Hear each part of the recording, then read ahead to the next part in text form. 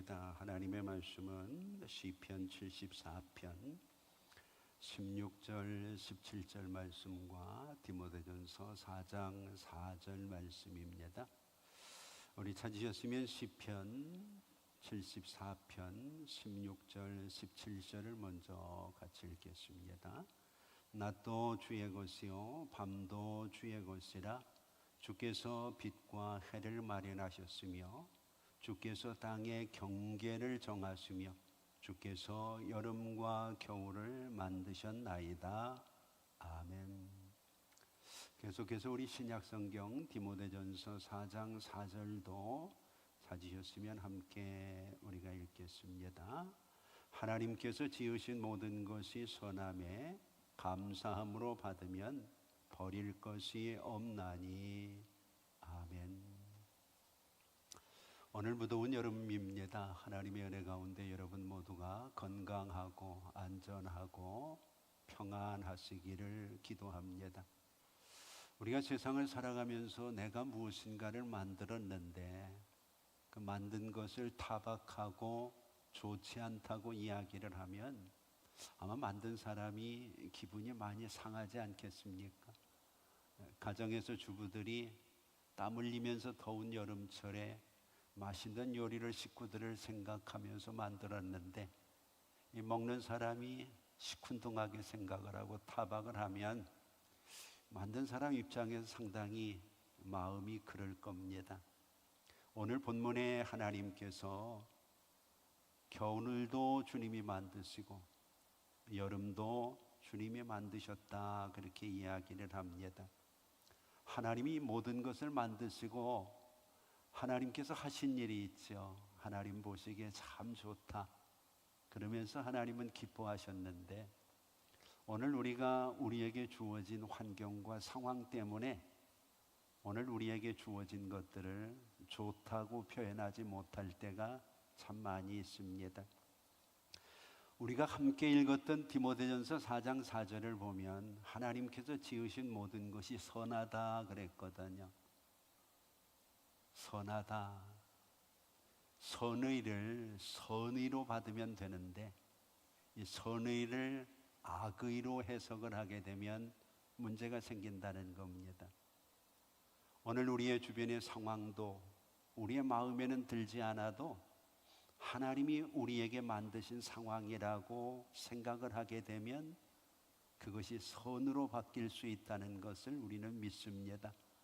그래서 로마서 8장에 보면 하나님께서는 모든 것을 합력하여 선을 이루신다고 이야기하죠. 그래서 우리가 믿음을 가지고 하나님이 지으신 것이라면 선한 것이라는 그런 믿음을 가지고 하나님 앞에 설 때 우리에게서 나올 수 있는 반응이 감사함이라는 거죠. 그래서 감사함으로 받으면 버릴 것이 없다 그렇게 이야기합니다. 여름이 좋은 분도 있고 또 여름이 싫은 분도 있을 겁니다.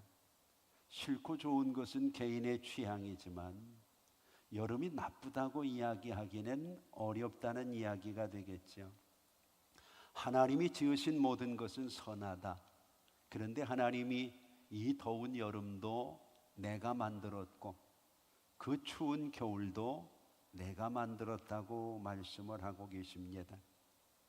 우리가 살아가다 보면 우리의 마음에 맞지 않는 제도들이 생기고 마음에 맞지 않는 사람들을 만나게 되고 내 마음에 전혀 들지 않는 이런 환경들을 만나기도 합니다. 그때마다 때로는 그것을 거부하고 싶은 마음도 있고 버리고 싶은 마음도 있고 도전하고 싶은 마음도 있을 겁니다. 그런데 하나님께서는 감사함으로 받아라 그렇게 얘기를 합니다. 환경은 그렇다 치더라도 이 사람 싫은 거는 참 어렵거든요.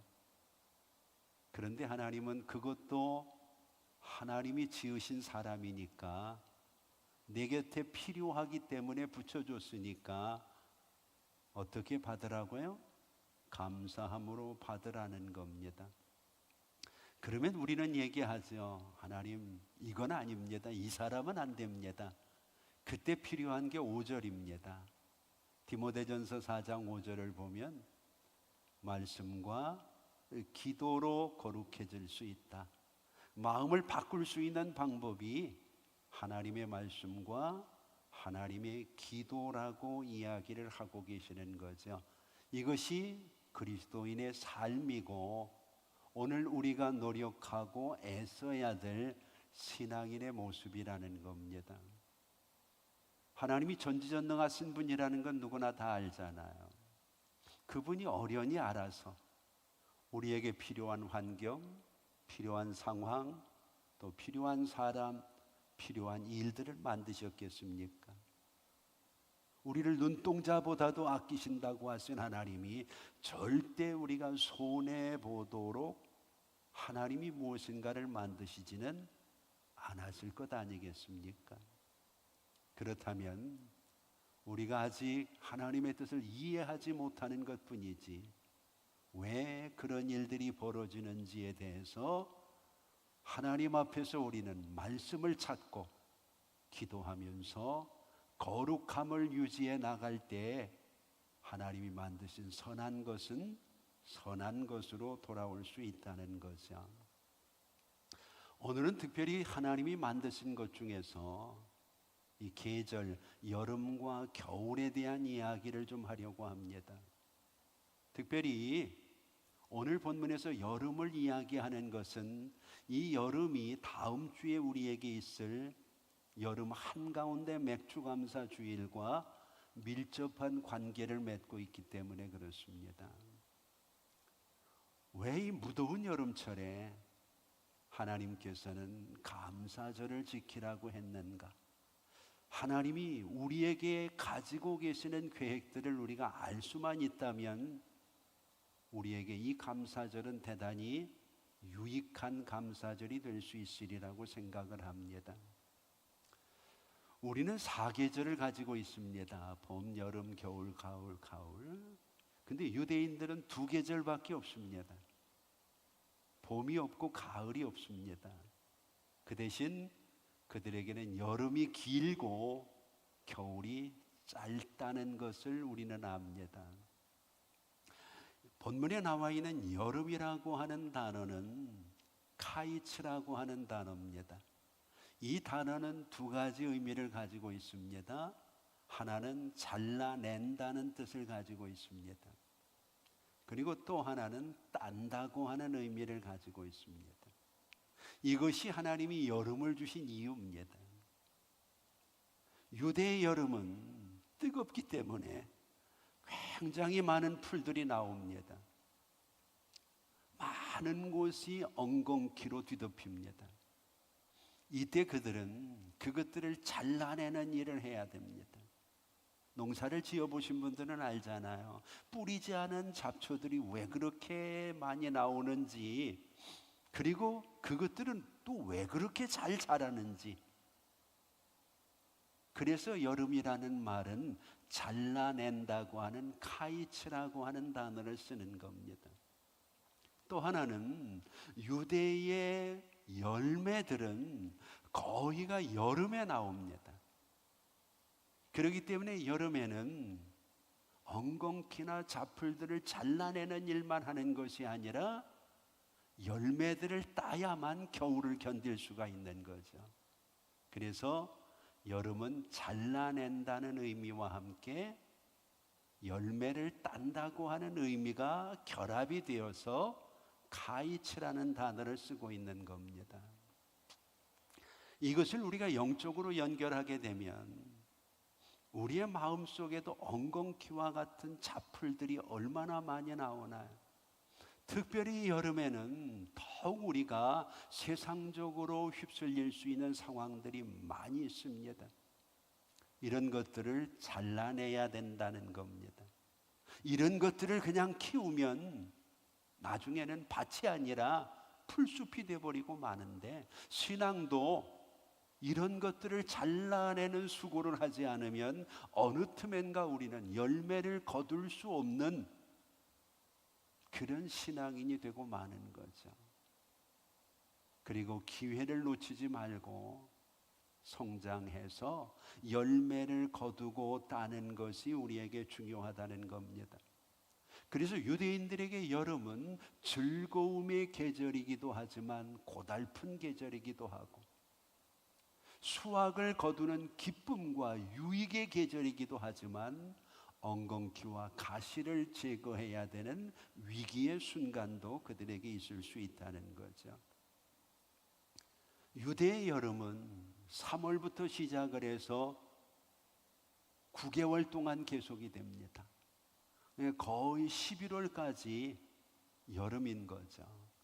그리고 나머지 6개월 정도가 그들에게는 겨울이 되는 거죠. 오늘 본문에서는 그 의미를 조금 더 깊게 맥주감사 주일과 연결되어진 하나님이 만드신 여름에 하나님이 감사절을 지정하시는 이유가 뭔가, 이런 것들을 우리가 한번 성경에 나와 있는 내용을 통해 접근을 해보면 오늘 맥주주를 우리가 더욱 하나님이 원하시는 모습으로 잘 지킬 수 있지 않을까 하는 생각을 합니다. 오늘 본문에 나와 있는 하나님이 여름을 만드셨다, 그리고 여름에 하나님이 감사의 절기를 두셨다는 말을 우리는 다른 의미로 이렇게 얘기를 합니다. 더 늦기 전에 감사를 회복하라는 의미라는 거죠. 더 늦기 전에. 우리가 여름이라고 하는 단어를 카이츠라고 이야기를 했습니다. 이 여름이라는 말에 변화를 주게 되면 카이츠가 캐츠라는 히브리어 단어가 됩니다. 캐츠라고 하는 단어는 종말이라는 뜻을 가지고 있습니다. 모든 것이 끝나는 종말. 그러니까 여름은 다른 말로 얘기하면 종말을 준비하는 계절이라는 겁니다. 겨울이 오기 전에 우리에게 주어진 삶을 잘 준비하고 저장을 하게 되면 종말을 잘 맞이할 수 있다는 겁니다. 그래서 여름을 통해서 우리는 우리의 신앙의 중간 결산, 우리가 하나님과의 관계에서 어떤 모습으로 신앙생활을 하고 있는가, 이대로 계속 신앙생활을 해도 문제가 없는 건가를 점검해 보라는 겁니다. 카이츠라고 하는 이 단어를 동사로 바꾸게 되면 카바츠라는 단어가 되거든요. 이 카바츠라는 단어는 벌벌 떤다고 하는 의미입니다. 시들고 죽는다는 의미입니다. 그러니까 이 단어 하나에 하나님이 감추어 놓으신 뜻들이 많다는 얘기입니다. 오늘 우리가 종말을 제대로 준비하지 못하면, 이 중간 시기를 잘 점검하지 못하면 우리의 영혼이 죽을 수밖에 없는 심판이 기다리고 있다는 거예요. 이게 겨울이라는 거죠. 그래서 하나님께서 이 맥주절이라고 하는 것을 뜨거운 한여름 중간에 딱 놓으신 거죠. 그래서 유대의 3대 절기 중에 이것이 첫 번째 절기로 등장을 하는 겁니다. 하나님이 심판하시기 전에, 겨울이 오기 전에, 내 인생과 신앙의 겨울이 오기 전에, 잘 나가고 있는 지금 내가 잘하고 있는지를 중간 점검하라는 겁니다. 그렇지 않으면 곧 종말이 오게 되는데, 이 종말에 벌벌 떠는 일들이 내 신앙에, 내 인생에 벌어질 수밖에 없다는 겁니다. 아이들이 잘 이야기하는 동화 가운데 개미와 배짱이의 이야기가 있습니다. 이 이야기는 여러 가지 교훈을 담고 있지만 오늘 본문의 말씀과 연결하면 한 가지입니다. 여름을 어떻게 보내느냐가 겨울에 그들의 생사를 가른다는 거죠. 그렇지 않나요? 개미는 여름에 열심히 땀 흘려서 일했습니다. 먹을 것을 저장했습니다. 그런데 배짱이는 어떤가요? 노래를 부르며 그 여름을 헛되게 보냈습니다. 즐겁기는 배짱이가 즐거웠겠죠. 그런데 겨울이 왔습니다. 어떤 일이 벌어졌나요? 개미는 준비한 것을 가지고 겨울을 지낼 수 있었지만 배짱이는 결국 겨울에 얼어 죽고 말잖아요. 오늘 우리의 신앙은 어떤가요? 잘 나간다고 뭔가가 내 마음대로 내 생각대로 풀린다고, 아직은 내가 나이가 젊고 건강하다고 주어진 시간이나 주어진 환경들을 낭비하고 있지는 않습니까? 신앙생활 그렇게 해도 되는 겁니까? 하나님의 말씀 앞에서 내 신앙을 내가 돌아볼 때 과연 하나님이 이 여름을 잘 보내고 있는지, 혹여라도 우리 중에 종말을 제대로 준비하지 못해서 그리스도의 재림이 우리에게 다가올 때, 개인적인 내 인생의 여정이 끝날 때 하나님 앞에서 벌벌 떠는 인생이 되지 않느냐고 하나님은 묻고 계시는 겁니다. 3월부터 시작되어지는 여름은 5월경이 되어지면 정말 뜨겁습니다. 그래서 들판에 거의 모든 풀들이 5월쯤 되면 다 말라 죽습니다. 살 수가 없을 정도로 유대의 햇볕은 뜨거운 거죠. 이것을 바라보면서 이사야 선지자가 외친 겁니다. 이사야서 40장 6절부터 7절을 보면 가로되 모든 육체는 풀이요 그 모든 아름다움은 들의 꽃 같으니 풀은 마르고 꽃은 시드나 우리 하나님의 말씀은 영영이 서리라. 유대의 환경을 이해하지 못하면 이 말씀을 이해할 수가 없는 것. 3월부터 시작되어지는 여름에 5월이 되면 풀들이 다 말라 죽어요. 그 말라 죽어가는 풀들을 바라보면서 이사야 선지자가 이 얘기를 하는 거예요. 그러니까 유대인들은 쉽게 이것이 우리에게 주는 의미가 뭔지를 알게 된다는 거죠. 그래서 예수님도 그것을 그대로 인용해서 마태복음 6장 30절을 보면 좀 더 구체적으로 얘기하십니다. 오늘 있다가 내일 아궁이에 던질 들풀도 하나님이 입히시거든. 하물며 너희일까 보냐 믿음이 적은 자들아. 그냥 들풀은 말라버리는 것으로 끝나는 게 아니라 그것들을 모아서 아궁이에 던져버린다는 것. 얼마나 그들에게 현실감이 있고 그들이 마음속에 두려움을 갖게 되어질 단어인가 우리는 바라보게 되는 거죠. 오늘 여러분들은 어떻습니까? 이번 여름도 예년과 다르게 대단히 더울 것이라고 이야기하고 있죠. 이 더운 여름에 하나님은 종말을 배우라고 얘기합니다. 날씨가 이렇게 뜨겁고 더워도 힘든데 내가 바로 믿지 못해서 그 뜨거운 지옥에 들어가면 얼마나 덥고 힘들까? 그래도 이렇게 더운 현실 세계 속에서는 더우면 에어컨이라도 틀고 선풍기 앞으로라도 가죠. 그러나 여러분 지옥에 에어컨이 있다는 얘기 들어보셨나요? 이것이 카이츠가 우리에게 주는 교훈입니다. 이 땅 위의 더위만큼이나 종말을 잘 준비하지 않으면 마지막은 더 뜨겁고 더 더운 그 지옥의 고통을 생각하고 오늘을 잘 준비하며 더 늦기 전에 우리의 신앙이 하나님 앞에 세워져야 된다는 거죠.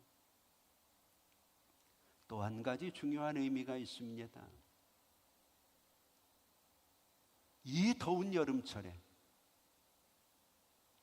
하나님이 카이츠를 통해서 감사를 통해서 우리에게 주시는 은혜가 주님께 돌아오는 겁니다. 주님을 바라보는 겁니다.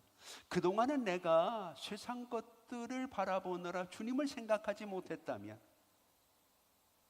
하나님께서 지키라고 말씀하신 이 감사절을 통해서라도 주님을 생각하고 주께로 돌아오라는 게, 왜? 이 여름을 만드신 분이 그분이기 때문에.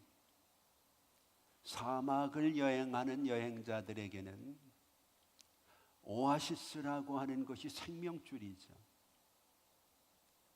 여름의 뜨거운 광야에서는 오아시스만큼이나 그들에게 중요한 것이 그늘이라고 하는 겁니다. 동남아를 여행하시는 분들은 아시잖아요. 그렇게 햇볕이 내리쬐고 뜨거워도 그늘 안으로 들어가면 밖의 온도와는 전혀 다른 시원함을 느끼잖아요. 그래서 그늘이라고 하는 것이 유대처럼 이 뜨거운 여름을 가지고 있는 나라는 얼마나 중요하고 소중한지 모릅니다. 하나님께서 이 뜨거운 여름을 통해서 인생의 참된 그늘이 주님이라는 것을 우리에게 가르쳐 주고 계시는 거죠. 그래서 우리가 성경을 보면 시편 121편 5절에서 6절에 여호와는 너를 지키시는 자라, 여호와께서 내 우편에서 내 그늘이 되시나니 낮의 해가 너를 상치 아니하리라. 그 환경, 그 상황에서 그늘이 소중한 것을 알 수 있는 사람만이 이 말씀이 은혜가 되는 것. 이스라엘 백성들이 광야에서 그늘이 없는 그 어려움들을 견딜 때 하나님이 그들에게 구름 기둥이 되어 주시는 것은 그들의 생사가 달린 문제이죠. 여호와께 피하는 것이 그들이 살 길이라는데, 문제는 세상의 환경이 어렵고 세상의 상황이 힘들다 보니까 하나님을 잃어버리고 그저 열심히 살아가는 일에만 바빴다는 겁니다. 그래서 하나님은 그 무더운 한 여름 한가운데 하나님을 좀 생각하고 주께로 돌아오고 그늘이신 주님께 좀 피하라고 우리에게 여름이라고 하는 카이츠 안에 감사절을 두신 것이라는 거죠. 오늘 여러분, 우리가 세상을 살아가면서 수고하고 무거운 짐이 얼마나 많은가. 햇볕에서, 그 뜨거운 햇볕을 피할 수 있는 방법이 그늘뿐이라면 수고하고 무거운 짐을 지고 살아가는 인생들이 살 길은 내게로 오라고 하시는 주님의 말씀을 따라 주님께 가는 일밖에 없는 거죠. 더우면 그늘로 피하면 되는데 그늘이 있는데도 굳이 안 들어가는 건 무슨 심정입니까? 이 땅 위에 우리가 힘들고 어렵고 버거운 일들이 너무 많은데 내 힘으로도 안 되고 누가 도와줄 수도 없는데 곁에 그늘이신 주님이 그늘로 들어오라고 이야기를 하는데 여전히 세상에서 그 땡볕에 고생하며 한여름을 지내겠느냐는 겁니다. 하나님은 우리에게 감당치 못할 시험은 주신 적이 없다고 말씀하시죠. 그리고 우리가 정말 감당할 수 없을 즈음에는 피할 길을 열어주신다고 이야기하고 있습니다.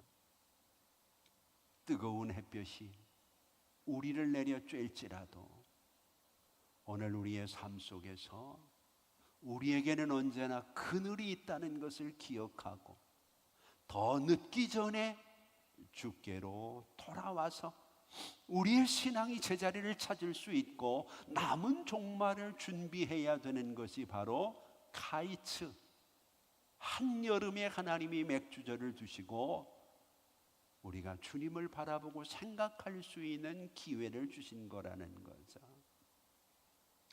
이제 한 가지 더 중요한 의미를 찾아보죠. 그것은 바로 현재라고 하는 의미를 가지고 있습니다. 카이츠는 지금이라는 얘기죠.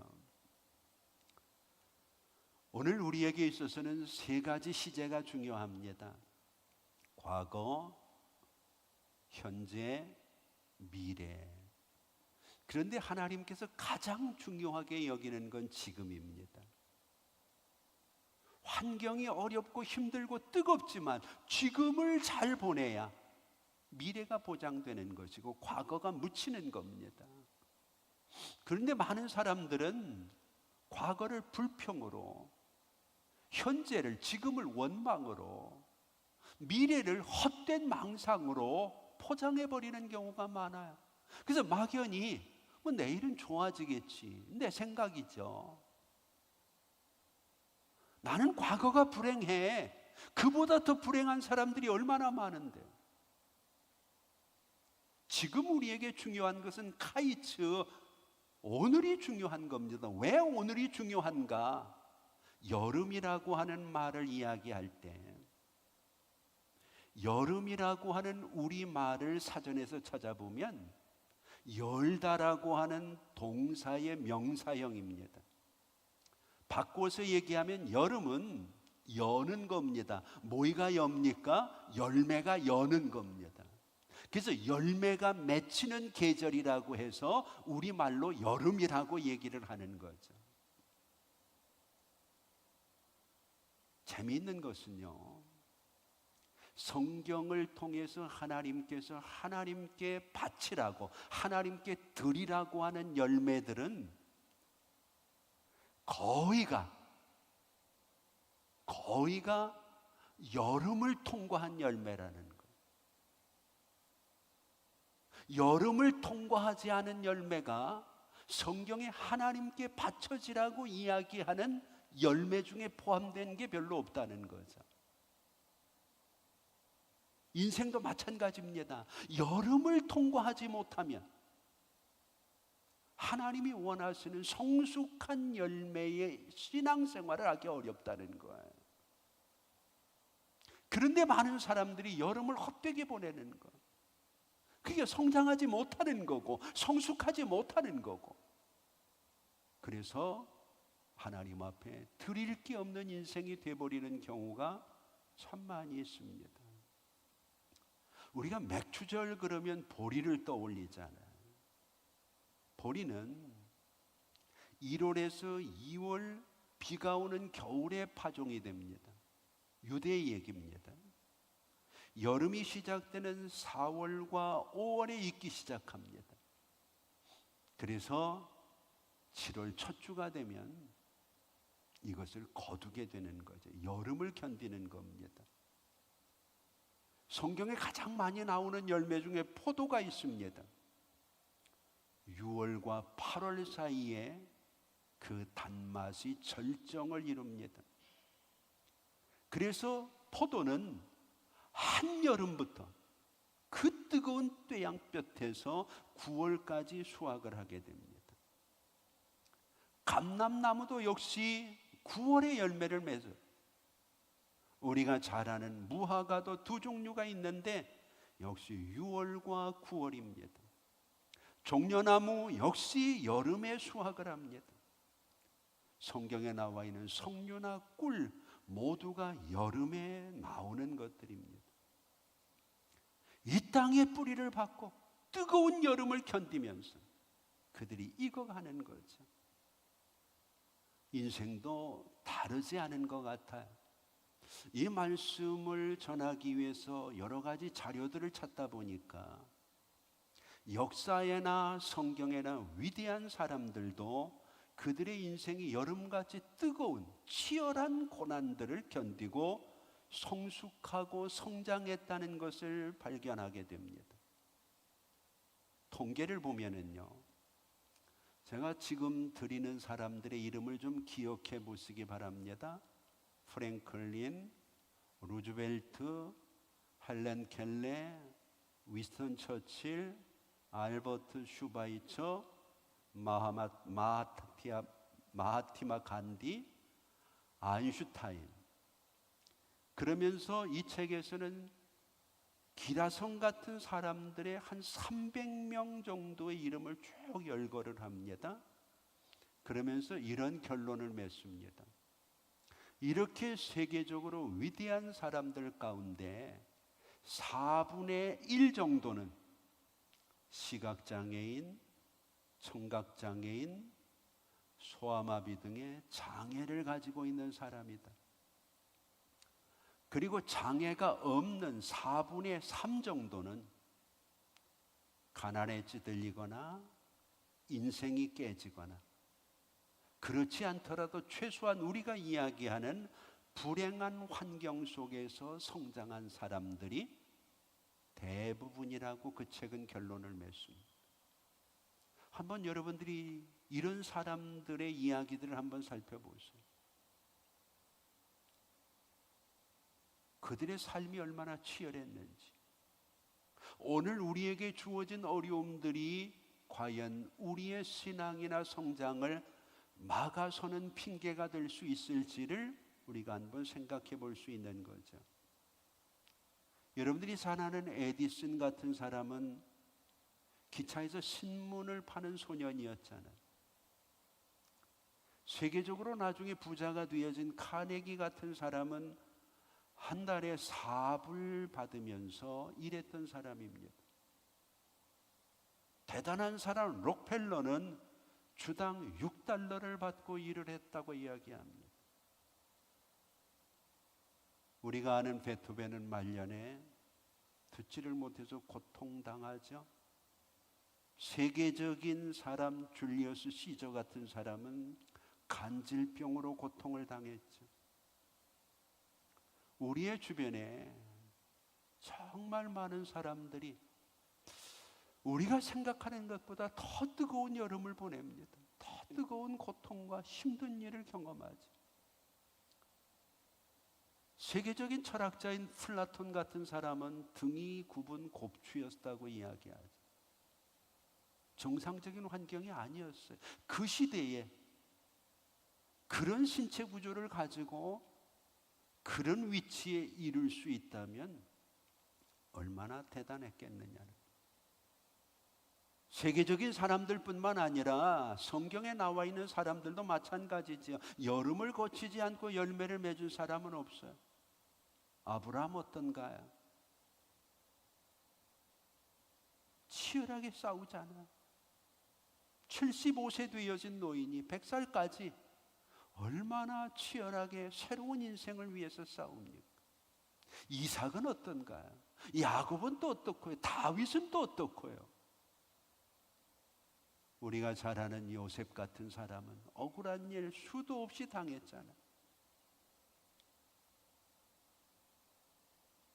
우리가 잘 아는 유행가 가사 중에 있는 것처럼 우리가 세월이 지나가고 이 여름을 지나가고 나이를 먹는 것은 늙어가는 것이 아니라 익어가는 것이라는 이야기, 참 마음에 와닿는 이야기 같지 않나요?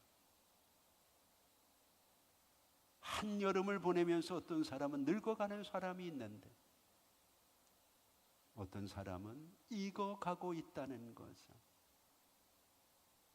연세가 드신 권사님이 젊은 사람들을 향해서 이런 말씀을 하셔요. 내가 나이가 들어서 이제 하나님의 말씀을 좀 가까이 하려고 하니까 눈이 침침해가지고 성경을 읽을 수가 없는. 그래서 자식들이 그냥 침침한데 읽지 마시고 들으세요. 이래서 듣는 성경을 줬는데 귀가 아파서 못 듣겠는 거예요. 그래서 젊은 사람들에게 얘기합니다. 눈이 밝을 때 성경 읽고 귀가 멀쩡할 때 말씀 잘 들으라고요. 여러분, 젊음은 곧 지나갑니다. 지금 읽지 않으면 늙어버리고 맙니다. 젊음이라고 하는 것이 여름을 상징하잖아요. 근데 이 젊음이라고 하는 것은요, 나이와 관계없어요. 사실 60 먹은 사람은 50 먹은 사람 보면 젊다 그럽니다. 그렇지 않나요? 근데 50 먹은 사람은 40 먹은 사람 보면서 나는 늙었다고 얘기를 합니다. 나이는 오늘 우리의 젊음과 늙음을 구분하기 어렵습니다. 50대의 사람이 20대처럼 사는 사람도 있고요. 10대가 매일 방구석에서 빈둥대면서 70대처럼 사는 사람도 있어요. 여름은 우리에게 성장의 기회가 준 겁니다. 이 기회를 놓치게 되면 우리에게는 캐츠 종말이 찾아올 때 벌벌 떨게 되는 안타까움이 있게 되는 거죠. 오늘 우리가 읽은 시편 74편은 이스라엘 백성들에게 정말 암흑기와 같은 어려움이 있는 때입니다. 바벨론의 포로로 잡혀가서 도저히 그들이 살아나올 수 있는 희망이 없는 상황. 그때 그들은 이 노래를 부르면서 이 환경도 하나님이 주신 것이라고 고백을 하면서 오늘 본문 12절에 보면 그들을 지배하고 다스리는 느부갓네살과는 비교할 수 없는 만왕의 왕이신 하나님이 우리의 왕이시다. 그러므로 우리는 이 어려움을 견디면 욥의 고백처럼 정금같이 나올 수 있다는 믿음을 가지고 하나님 앞에 서는 거죠. 치열하게 성장의 여름을 견디었던 아브라함을 한번 보세요. 세계에는 중요한 종교들이 많이 있지만 아브라함에게 하나님이 약속하신 것이 내 자손이 하늘의 별처럼 땅의 모래처럼 많아질 것이라 그랬어요. 세계의 종교 중에서 큰 세 종교가 아브라함의 자손이라고 주장을 합니다. 여러분들이 잘 아시는 것처럼 유대인들 철저하게 아브라함의 자손이라고 이야기하죠. 전 세계에 분포되어진 아브라함의 자손이라 주장하는 유대인 1500만 정도 됩니다. 기독교인들 우리의 조상은 믿음의 조상 아브라함이라고 주장을 하죠. 전 세계적으로 기독교 인구 20억쯤 됩니다. 거기서 끝나지 않고 이슬람교 역시 그들도 아브라함의 후손이라고 얘기합니다. 전 세계적으로 10억쯤 됩니다. 전 세계의 절반 정도가 그들의 조상을 아브라함이라고 얘기를 한다는 얘기입니다. 이 정도면 자손이 많은 거 아닙니까? 이 정도면 그 어려움을 견디면서 달랑 하나 이삭을 얻을 때도 그가 낙심하지 않았던 이유라고 우리는 이야기할 수 있지 않겠습니까? 오늘 여러분 여름이라고 하는 것이 긴 것 같아도 곧 지나가고 맙니다. 우리가 이해 안 되고 우리가 받아들이기 어려운 상황일지라도 성도는 두 가지 방법으로 이겨내야 됩니다. 말씀과 기도로 말입니다. 다른 방법이 없습니다. 그래서 디모데전서 4장 5절은 내가 거룩하게 되어져 이 어려운 환경에서도 이 여름을 견디면서 내가 하나님 앞에 바로 설 수 있는 방법은 말씀과 기도뿐이라고 우리에게 이야기하고 있는 겁니다. 비행기를 타보신 분들은 경비행기 같은 경우에 꼭 낙하산에 대한 설명을 하죠. 이 낙하산은요, 안 쓰면 안 쓸수록 좋은 거잖아요. 그죠? 이걸 쓰게 되면 문제가 생기는 거잖아요. 오늘 우리가 신앙생활을 하면서요, 우리의 기도가 마치 낙하산처럼 위기에만 펴지는 경우가 많아요. 그러니까 어떻게 하는지를 모르고 어떻게 뛰어내는지도 몰라요. 평상시 훈련을 잘해야 돼. 어렵지 않을 때 기도하고 하나님의 말씀 앞에 서면 하나님께서 낙하산 쓸 일이 없도록 막아주신다는 것을 믿으시기를 바랍니다. 마지막으로 이런 얘기 하나 하고 오늘 말씀을 마무리하죠. 토마토 효과라는 것을 아십니까? 토마토 효과. 토마토 효과. 이 토마토 효과라고 하는 것은 지금은 토마토가 얼마나 좋은지 사람들이 잘 알잖아요. 모르는 사람 거의 없잖아. 동맥경화증에도 좋고 혈관질환에도 좋고 전립선 예방에도 좋고 골다공증 예방에도 좋고 탁월한 효과를 가지고 있다고 하는데, 인류 역사를 보면 16세기 경에는 관상용으로는 토마토를 재배했지만 식용으로는 금지를 했다는 거예요. 그 이유가 이렇습니다. 토마토 속에는 독이 들어있기 때문에 사람이 먹으면 열이 나고 급사할 수 있다는 겁니다. 그래서 아무도 토마토를 먹을 생각조차 하지 못했습니다. 심지어 미국에서는 이 토마토는 위험작물이니까 텃밭에 재배하면 안 된다는 법령까지 만들었어요. 마치 양귀비 재배하면 안 된다는 것처럼. 그래서 1820년에 미국 뉴저지주에서 존슨 대령이라고 하는 분이 이 법안이 금지되어진 토마토 재배를 금지하는 이 법안이 잘못됐다는 것을 세상에 알리면서 반대 시위를 했습니다. 사람들을 불러놓고 시식을 하기로 한 거죠. 그때 많은 사람들이 먹으러 간 것이 아니라 얼마나 많은 사람이 죽는지를 보기 위해서 둘러섰습니다. 이때 존슨 대령이 안 죽는다는 것을 강조하면서 토마토 시식을 시킵니다.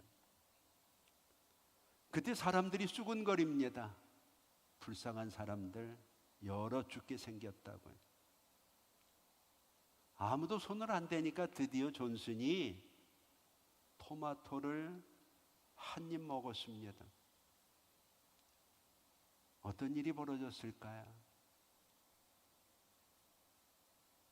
존슨이 토마토를 한 입 베어 물자 심장이 약한 한 여자는 쓰러져서 기절을 해버렸어요. 이제 저 사람 죽겠구나. 어떻게 저런 거를 먹을 수 있을까? 그런데 아무 일 없이 맛있게 잘 먹거든요. 그 소문이 퍼지면서 미국에서도 한 사람, 두 사람 토마토를 따먹기 시작했다는 거죠. 무려 200년 동안 편견 때문에 누구도 토마토를 먹지 않았다는 거예요. 지금 그런 얘기를 하면 여러분들은 웃긴다 그럴 겁니다. 사람의 편견이 이렇게 사람의 어려움들을 줄 수 있다는 걸 보여주는 토마토 효과라는 의미입니다. 좋은데 좋은 줄을 모르는 것. 이 여름이 우리의 신앙이 얼마나 좋은지, 그래서 하나님은 심혈을 기울여 여름을 만드셨는데 더워서 죽겠다는 거예요. 자꾸 여름을 시원하게만 보내려고 해. 그러면 우리가 약해지는 거예요. 뜨거운 여름은 좀 뜨겁게 보낼 수 있는 삶이 있어야 하나님이 본래 여름을 통해서 우리에게 계획하신 것들을 이루어 나갈 수가 있는 거죠. 그 한가운데 하나님은 케이츠, 여름 한가운데 종말을 준비하도록, 우리가 하나님 앞에 마지막 때 겨울이 올 때 인생의 겨울 앞에 떨지 않도록 우리를 더 늦기 전에 신앙을 점검할 수 있도록 감사라고 하는 못을 박아 놓으신 것을 기억하시기를 바랍니다. 미국의 교단 중에 그리스도 연합교회라는 교단이 있습니다. 이 교단에서는 의무적으로 그 교단에 속한 교회 성도들은 하루에 12번을 감사하도록 했습니다. 지금도 그들은 그 법령을 지킵니다. 그들이 감사하는 하루에 12가지를 한번 제가 읽어볼게요.